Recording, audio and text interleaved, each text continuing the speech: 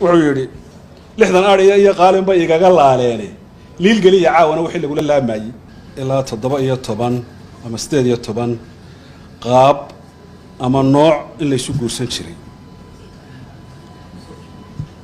marka laba isu raaciyay anigu kullayba baadhitaankayga laba waxay ahaan jireen xarig xidhasho iyo dun xidhasho guurka Soomaalida labana waxay ahaan jireen magacdoon iyo muunayn labana waxay ahaan jireen xigsiisan iyo dumaal labana waxay ahaan jireen la tagis iyo dhabar garaacis labana waxay ahaan jireen gelis iyo heerin labana waxay ahaan jireen xaal iyo ku qaadasho labana waxay ahaan jireen godob reeb iyo gaadasho labana waxay ahaan jireen gayaan iyo guryo noqosho inta anigu laba erayo baan ku daray muunayn iyo guryo noqosho balaan macnayntooda isdul taago xarig xidhasho iyo dun xidhasho guurka la yiraahdo xarig xidhasho guurka la yiraahdo waa guur siyaasi marka ama cabsi baa ku geynaysa ama taageerad ka filaysa sayidku wuxuu ka guursaday islaamkii gaalkacyood waa kii faraskii xiin finiin u dirayay wuxuu ka guursaday ina cali shire uu ka guursaday wuxuu siri ka guurso oo mala markii dambe wax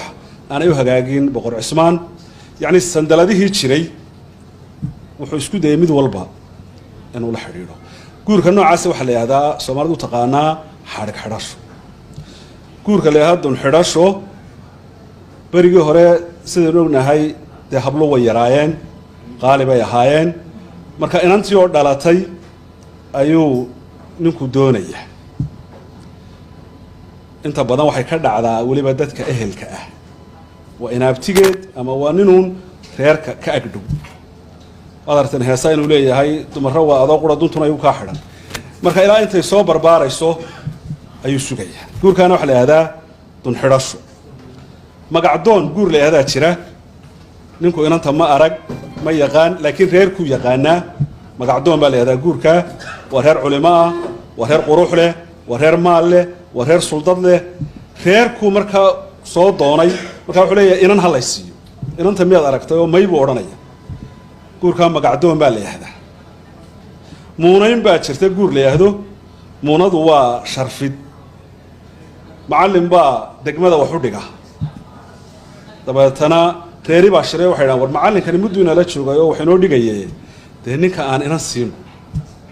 inta badan guurkaasi waa guur sharfeedo inanta iyo dhismaheeda waa la israaciyaa ama ninba qolo abaal u galay abaalkii baa la yidhi war maxaynu abaalkaa ku celinaa waxa ugu mudan ee Soomaalidu hayn jirtay inantaa u qiimo badnay dabeetana waxa la oranayaa ninkii hebel waxaan ugu abaal gudaynaa inan baynu siinaynaa markaas waliba inanta la xulayaayo inanta reerka ugu quruxda badan ayaa la siinayaa muunayn baa leeyahay xigsiisan iyo dumaal waa la garanayaa labadaba carruurta loo daneeyaa guurkaasi wuxuu ku yimaadaa danayn carruurta loo danaynayo xigsiisani waa xarig carruureed dumaali waa dabar carruureed labadaba waxa loo daneeyaa carruurta la tagis iyo dhabar garaacis baa timi waa laba guuro la tagistu inankii baa baqay laba xaalu ka baqay hanti la'aan waayo dumarka waxa lagu xidhi jiray geel badan ama wuxuu ka baqay labada reer oo is hayo oo aan habla isasiin dabeetana intuu la heshiyaabo habeenkii la fiid gudaa dhabar garaacistuna waa nooc kale oo ka duwano inantiba inankii sheekadii ku dheeraysay waxa laga yaabaa in reer kale dhinac kale kaga jiraan sheekadii markay soo afjari weyday ayuu afar ilmaadariin oo jaafa jubla intuu ka haysto oo xooga ayaa habeenkii inta inantiibu meel kula ballamaya way u imanaysaa afka la qabanaya saanay u qaylin dabeetana waa la qaadaya inantii marka meel la geeyo reerkii ka fog yaa laba ulooda ay soo goosteen oo xaraf leh labada dhinac lagaga ridaya dabeetana waxa loo oranaya ma hadli kartay soco dhabar garaac baa leeyahay waa guur khasaba walaw aanu badnayn guurkaasi ma badnayn waxa jirtay gelis iyo heeri gelistu way yaray waliba waqti horena way ahay inantiibaa inan bay jeclaatay dee waa ku jeclana bergii hore laisma odhan jirin inankiibaa markaa waxoogaa yaro warwareegay gurigoodii bay gelaysaa reerkaasi ma soo saarayaanoo waa xaal dabeetana waxata lagu mahmaahay gabadh gelis damacday gayaan ma eegto mar haddii ay ninkaa gurigaa gasho dhinacyada ciisaha iyo jabuuti bay weli kusii daba leedahay soomaalidan kale wakti horey ahay taana gelis baa la odhan jiray waana yareed runtii heerin baa yimioo heerinku habluhu markay da gaadhaan ee guurku hore ugu soo bixi waayo ayay odhan jireen aan rag doonano calaf doonano dabeetana intay soo raacaan bay degmo kale iman jireen dabadeetana waa tii dee qisadii cajiibka ahayd ee neefka loo qalay ee xeedhada kulule hilibka ah loo keenay hablihii ee ragna meel la fadhiisiye la yidhi dhegaysta waxay ku hadlayaan ee tii ugu horraysay ay sidaa gacanta u gelisay bahal xeedho oo kulul ee tidhi kala goo kama naalle ee tii kalena tidhi naaha kafafee kor ka saar may tii saddexaad baa taa tidhi dabeetana waxaa la yidhi taa tidhi kor ka saara inaga yar qaboojiya ayaa ugu samir badan oo tii baa lagala baxay ilaa halkanaa laga dhegaysanayay taasina heerin bay ahayd xaal iyo ku qaadashaa jirtay xaalku meelka dhac baa dhacay nin suldaana caaqila odaya ayaa meelka dhac lagu sameeyey dabadeetana waxaa la yidhi inan baanu bixinay xaal baanu bixinayoo inan baanu bixinay 3 shay baa xaalka ugu badnaa la bixiyo labaa ugu sii mudnaa kow inan bay ahayd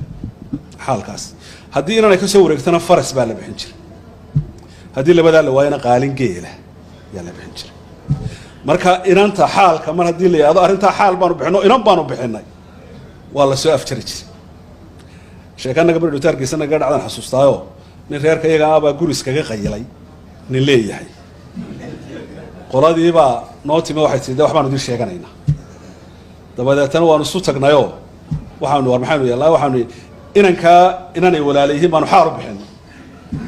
soo nimankani waxay doonayaan waxoogaa qardhaadhube xaal iyo gabadhba ma doonayaan dabeetana waxay idhaha inanta garanaya maxaa raacaya dabeetana waxaanu nidhi dee imika annagaa wax idiin sheeganayna ee aanu dad isula tagno dabeetana odayaalo waxaaba la yidhi isaaq bayna eegayaba ee idina doonta odayaal inana aan doonano meeshii baa la isugu yimiyo akhriga waxa la iska kala taga uun lafihiina uun la kala taga baa markaa taasina xaalka ayay ahaan jirtay ku qaadashaa jirtay inantiibuu quruxdeedii waxyeelo nabara u yaal ama wuu faraxumeeyey waa tan iminka kufsiga wax la yahdaa inagu bateen dabeetana ninkaasi hadduu inantaa quruxdeeda waxyeelo ama kufsado ama un wax gaadhsiiyo ku qaadaa la odhan jirayoo waa tii lagu maahmaayo waxaa la yidhi quruxdeeda waxyeele qadaadku u ritaa hadduu waxyeelay isagunbay wuxu noqonaysaa haddaad il ka soo riday waa gabadhaadii haddaad fool ka riday adigunbaa leh waa ku qaadaa la yahdaa taasina ku qaadashay ahayd godob reeb iyobaa jiray iyo gaadasho godob reebka waa la garanayaao ninka marka la dilo ee magta la bixiyo ayaa inan la raacin jiray inantaa laba xaalaa loo raacinayaa in colaaddii meeshii ka baxdo oo dee ninkii mar hadduu inantan guursaday reerka xidido oo waxaa la yidhi meeshii xinjiri ku bururtay xab baa lagu bururiyaa qodob labaadna waa loo siinayayo ninkan dhintay dee inay gabadhan rag dhasho oo ragga dumarkaa dhale eh dee rag halkaa ka soo noqdo labadaa xaalaba godob reebku waa ahaa gaadashaa timiyo ereyga gaadashu waa af soomaaligii hore waxaa halkiisa ku jiro la nooca ereyga xulasho laakiin markay guurka timaado xulasho lama adeegsado markay guurka joogto waxaa la adeegsadaa ereyga gaadasho gaadasho waxaa la leeyahay ninkaasi waa nin isuba oo xoola leh oo hablihii intuu baadhay tii cajabisay ayuu kala soo baxay marka haddii waa ninkaasi waa gaatay waxa weeye ninkaasi guurkan aan soo sheegaya guur duruufuhu keeneen ama godob reebka ah ama xaalka ah waxyaabahaasa maaha wuxuu yidhi guurdoon haddaad tahay asaad guuyo bixinayso waa gaadan jire naag ninkii goosan karaya gaadasho haddii lagu dhahdo ninkaasi waa nin isuba waxaa u dambeeya oo aan ku gabagabaynayaa gayaan iyo guryo noqosho gayaanku waa marka guurka la ood fogeeyo ee inanku abti yeesho ee ninku seedi yeesho ee xaalad adag markay timaado reerkaa lagu baxsan karo yaa la yidhahdaa guurkaasi waa guur gayaana iminka waxaa ka daba yimi guryo noqosho oo in adeertii buu ninkii imika guursanaya oo reeraaba lay sheegay yidhaahdaan ninka dabadda ka yimaada gabadh in adeertii ha guursato si uu kaxeeyo gabadhu hadday dabadda ka timaado wayna inay guursataa si ay u kaxayso ha yani qurba ay u qabatiiso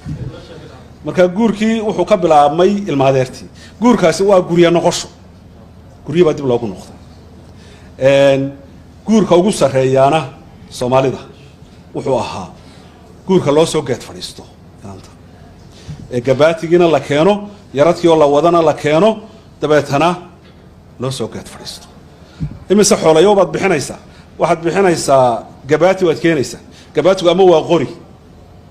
ama waa dhowr tuldood oo geela gabaatigu waxaad bixinaysaa hashii qaalintii sodohda ee dhabar jabka lixadhii bay samaynaysaa waxaad bixinaysaa yaradkii adiguna waxaad leedahay laba nin baad laba qaalmood ku leedo gaafa la yidhahdo gaafaa la yidhahdaa labadaa nin hadday xoolo hayaan waa ku khasab waa abtigaa iyo seedigaa labadaa qaalmood labadaa nin waa ku khasab nin baa gabadh doonay oo sawreer ladan buu ka doonay oo salaadiinoo ninkiibay saa u eegeen oo waa qawadeen ninku sheeko caana buu leeyay waa ninka bacaluul isqaaday dabeetana sheekadii baa la yidhi haddaba ninkan yarad badan aan ku xiijino marba waxbaa loo diraa reerku ninkay qawdeen waxay isleeyahay iska tago dabeetana maalintii u dambaysay yidhaahdeen markuu geeli keenay ee wax walba keenay yuu maxaa igu hadho markaasay yidhahdeen 60 adhaya iyo dhowr qaalin oo islaanta sodohda dhabar jab loo siiyo dabeetana reeri buu yimo wuxuu yidhi 60 adhaya iyo qaalin ba igaga laaleene liil geliya caawana wixii lagu laamayay intiina waa la soo siiyay soo ninku fiican buu ahaayo reerkii markuu la xididay ayaa dhowr jeer nin gaaban oo laakiin aan qurux badnayn buu ahaa dabeetana nin kale oo dibadda ka yimi oo qurux badan oo dhaqaale leh ayaa aroos isna loo dhigo reerka la xidida aqalkii weynaa iyo wixii oo dhan ninkii kale loo wareejiyay soo labada ninkana raganimo roon ninka waxba laguma falo maalintii dambe geeli reerka la qaado labadii nin baa laba faras loo keenay ninkii dee iska halkan u boolaa reer magaal buu ahayo markuu meelahan socdo mar iska soo noqdo bacalul waa dagaalyahan waa colkiiba waa ka hortagay oo meel buu u galay oo colkiiba bar buu laayay oo geel isagoo ku heesaya ayuu ka dee reerkii baa shirey waxa la aqalkaa weyn ninkii lahaa waa ninkane hal la furo ninkana loo dhiso ninkaa waynu ku khaldanaya marka guurku wuxuu mari jiray oday reer caynaba ahoo la odhan jiray caaqil buu ahaayo berigaa caaqilku waa berigu ingiriiskii oo aada u cuslaa ayaa xaaji cumar camay baa la odhan jiray xaaji cumar camay madaxweyne ku-xigeenkii halkan aabihii wey ayaa qolo reer tog dheera baa inan ka doontay 70 halaad bay wadaan qoryay sitaan waa u yimaadeen waa caaqilda xilligaa joogo oo aan agtiisa la maray dabeetna maxaad doonaysaan oo inantaa hablaanu doonayna 3 xaala haddaa yeeshaan yaan inantaa idin siinayaa 100 halaad oo mehera 100 yaraada dariiqada waxaanu maqalay waxaad tihiin qaadiriya annaguna saalixyaanuna inaa ka soo baxdaanoo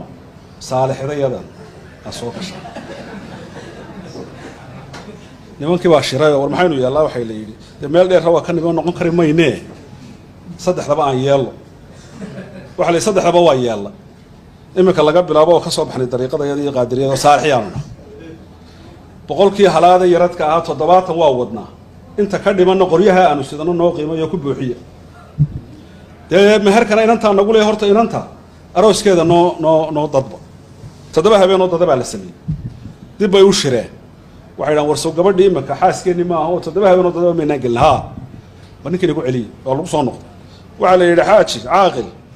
horta 7 habeen baanu idinla joognay oo dariiqadiinnii waa eegnay oo waxba ka garan weyn oo taayadii baan ku noqon saalixdayadii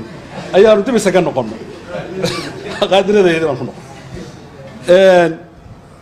inantii 100kii halaadee meherka ahaa dee inantii iyadaa lahayd oo waa ka wada hadlayna waxsaan adiga kuu sheegaynaa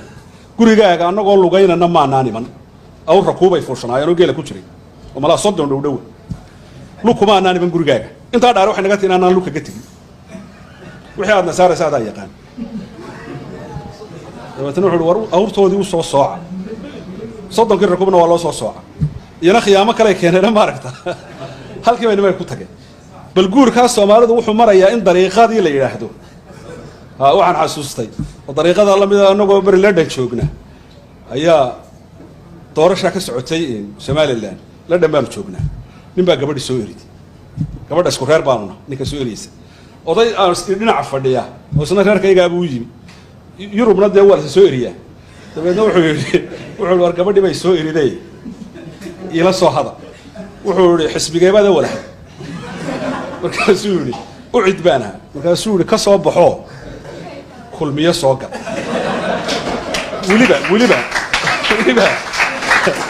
weliba wuxuu yidhi bishardi markaad ka baxayso shir jiraayadu waa inaad qabataa waa inaad tv-ga soo fadhiisataa tv-ga waa inaan ka arkaa ninkii sidii buu yeelay tv-gii buu soo fadhiisto telefoon buu usoo diray uu yidhi tv-ga ma daawanaysaa uu yidhi haa soo maaratid waxaan samaynayo markaasuu yidhi haa dee anigu anigaas markaasuu wuxuu leeyahay xisbigaasaan ahaan jiray waan ka baxay waxaan galay xisbiga kale hebel dee waa kaa isagu markaa nin siyaasiyan uga baxay buu isu dhigaya xaggana mashkiladda kale ka haysata